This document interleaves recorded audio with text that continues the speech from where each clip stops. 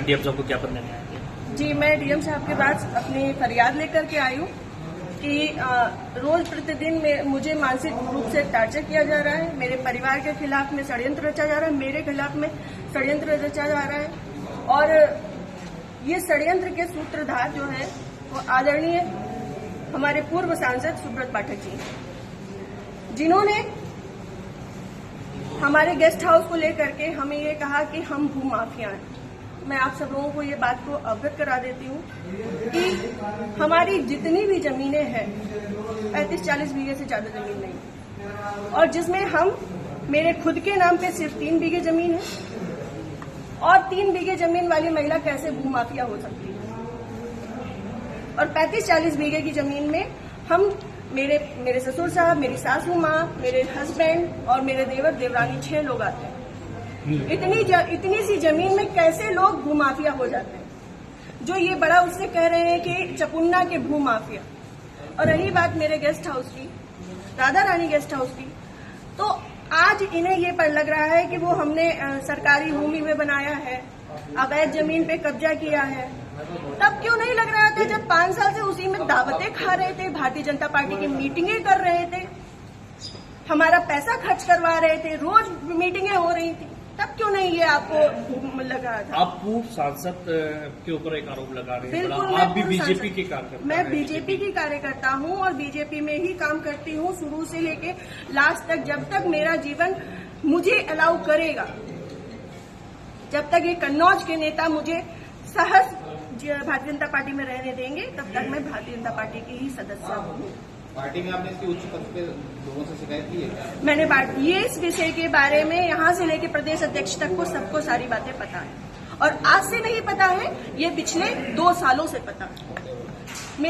मेरे पिताजी, मेरे ससुर साहब, मेरे हस्बैंड, हम सब लोगों के लिए हत्या तक का मतलब षड्यंत्र रचा जा चुका है, और विगत के चुनाव के निर्णय के बाद ही रचा गया। पिछली 4 जून को रिजल्ट आया है, पिछली 3 जून को ये हमारे गांव गए थे। हमारे गांव जाकर के इन्होंने, हमारे राइवल्स हैं जो, उनके घर जाकर के इन्होंने 2 घंटे की बैठक रखी जिसमें षड्यंत्र रचा गया। और उसके बाद ही उसी दिन इनके एक प्रमुख कार्यकर्ता कहिए, चमचे कहिए, कुछ भी कहिए, वो जीतू त्रिपाठी, उन्होंने मेरे ससुर साहब को फोन किया, जिसकी मैं रिकॉर्डिंग आप सबको भेजूंगी और चाहूंगी कि मीडिया में आप चलाएं। उन्होंने मेरे ससुर साहब को धमकी दी कि अगर चपुन्ना चुनाव नहीं जीता तो आपको 4 तारीख के बाद देख लिया जाएगा। उसके बाद से ये सारा षड्यंत्र रचा गया। क्या चुनाव हरवाने में आपका भी श्रेय जाता है? मैं भारतीय जनता पार्टी तरीके से वो आरोप लगा रहे हैं क्या?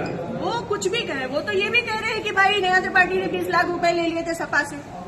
वो तो उनका मुंह है, कुछ भी कह सकते हैं। पर मैं भारतीय जनता पार्टी की कार्यकर्ता हूँ और सभी लोग सोशल मीडिया जानते हैं, चलाते हैं। सभी लोग मेरी आईडी में देख सकते हैं कि मैंने किस तरीके से काम किया है। मैं सुब्रत पाठक के लिए काम नहीं करती, मैं भारतीय जनता पार्टी के लिए काम करती हूँ। आपने प्रशासन और पुलिस से शिकायत की इस बारे में? जी, मैंने पिछली 25 तारीख को प्रशासन पुलिस से शिकायत की थी, जिसमें सीओजी की टीम गठित है और अभी तक कोई भी पकड़ा नहीं गया है। क्या मानती है पुलिस, प्रशासन और पुलिस दोनों लापरवाही कर रहे हैं?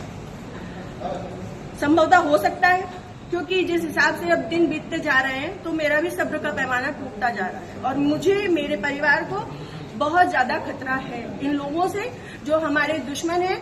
क्योंकि सुब्रत पाठक जी ने, हमारे जो राइवल्स हैं, सभी आजीवन कारावास के मुजरिम हैं। सभी आजीवन कारावास के मुजरिम हैं। मैंने इसमें लिख के भी दिया है, संदीप तिवारी, प्रदीप तिवारी, मनोज अग्निहोत्री, ये बलात्कारी केस पे और आजीवन कारावास, गैंगस्टर, इन पे सब तरीके की धाराएं लग चुकी हैं इनमें, ऐसे लोगों के साथ में। और जिसको इन्होंने हम लोगों की सुपारी दी है, अखिलेश यादव उर्फ छक्की, वो इनकी, हाँ, यहाँ ठटिया का ही निवासी है, गांव झहुआ है उसका।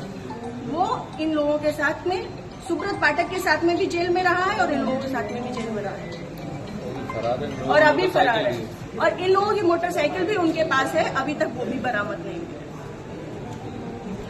ये लोग सिर्फ मेरा मानसिक, शारीरिक और चारित्रिक शोषण करते आ रहे हैं 2 साल से। मैं 3 साल से मैं बहुत ज्यादा परेशान हो चुकी हूँ।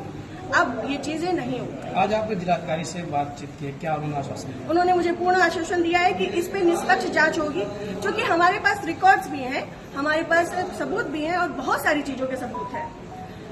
समय आने पे मैं वो सब आपके सामने रखूंगी।